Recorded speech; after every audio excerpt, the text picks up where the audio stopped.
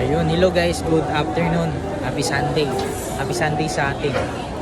So ngayon, dito tayo ngayon sa Green Hills. So iba, ang daming mga tao ngayon, kakasikip dadagsaan. Siyempre, ma-maximize natin yung surrounding natin dito sa mall. So napakasulit lang.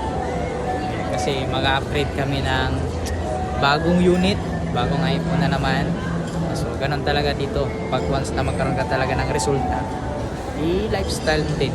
Bigyan mo din ng konting kasiyahan yung sarili mo, di ba? So hope sino man ka ngayon, kung isa ka sa mga na-inspire sa ginagawa natin, kasi ito ginagawa ko na ito ngayon, lifestyle na, diba? Dahil po talaga nagkaroon tayo ng magandang resulta din dahil dito sa ganitong opportunity, diba? So pasyal lang sa mall, tapos kung meron kang gustong bilhin, mabibili mo talaga.